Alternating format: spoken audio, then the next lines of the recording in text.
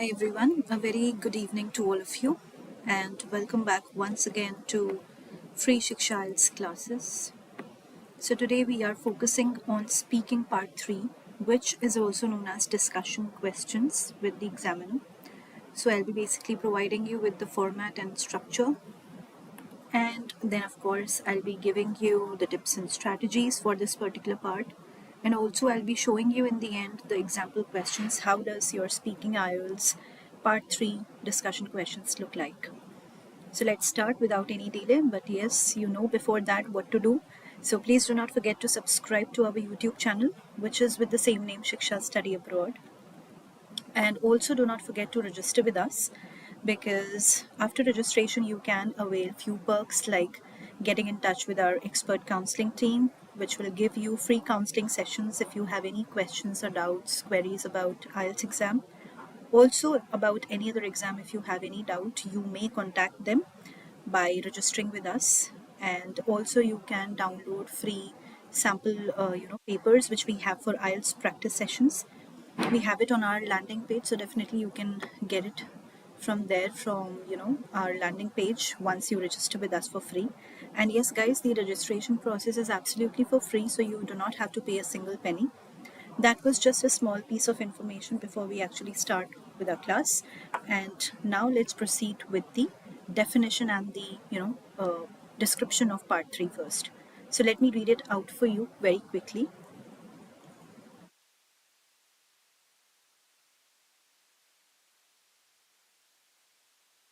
So in part 3, you have the opportunity to discuss topic areas related to part 2 in much more depth.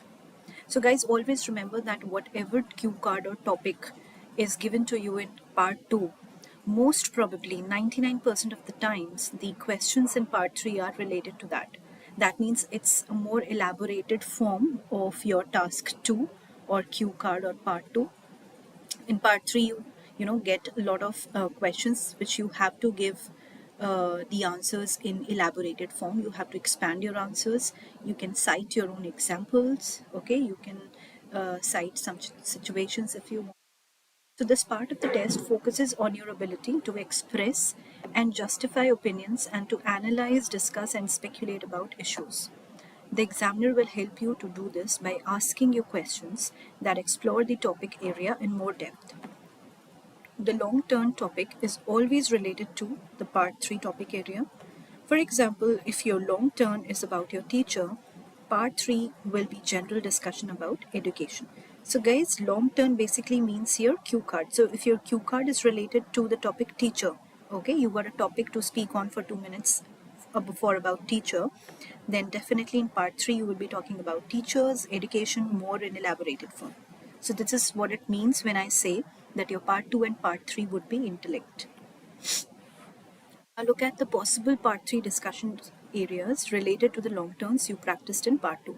So for example, in Q card or in long term part 2, you got something you own that is important to you. So the questions in part 3 would be related to belongings, shopping, advertising and values. Okay, it can be much more about something else, but yes, these are just the examples related to it.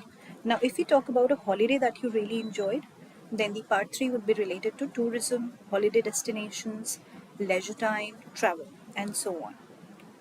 Now what are the tips? First tip is speak about the topics in general. Second topic is use the linking words and phrases. So guys, so far we are actually very well versed with the linking words like although, however, moreover, furthermore, all those things. And phrases, of course, you can use idioms, you can use a lot of good excellent phrases and impressive expressions to actually express yourself in front of the examiner, just to leave a permanent mark. So definitely you can do that, but I always advise the candidates to use difficult words only if you are actually, uh, only if you actually know the meaning of them or you know how to use them. The usage and the meaning should be known by you before you actually use that word. Next step is sequence. Okay, this is the part of this. So sequencing order information. If you want to add information, what words can you use? If you are indicating opinion on an attitude, then if you're comparing and contrasting, what are the words? So definitely this is not just the list, or this is not just the end. I have provided you with lots of words in my previous videos as well. So do subscribe to our YouTube channel, where you will find a lot of, online helpful videos from where you can practice and gain a lot out of it. Okay, be willing to extend your answers. So definitely do not stick to yes or no, or do not stick to just one sentence or one word or phrase. You have to elaborate your answers. Just keep that in mind. Now, let's proceed with the another slide, which says use a wider range of grammar. Definitely use a wider range of grammar if you want high bands in your IELTS speaking, because if you're just using simple sentences, that will not do you any good. Use a wider range of vocabulary. Now, here are the phrases and words which I have provided for all of you, so that you can use some of them in your speaking and gain a lot out of it. That means gain a higher band. So, for example, if you're giving an opinion or expressing an opinion, these are the phrases which you can use. Same goes for other headings as well. To repeat a statement or rephrasing, these are the phrases. If you want to give an example, this is what you can use. For giving an explanation, I have the heading for asking for help, asking to repeat something, or asking for explanation, agreeing with an opinion, disagreeing with an opinion, then self correcting yourself, buying some time, stalling for time, commenting on your own ideas, getting to the point, introducing other ideas, contrasting ideas, making a complaint or showing frustration about something, drawing the conclusion, ending a point, discussion. Okay, so these were the the headings, and according to them there were these phrases which you can use.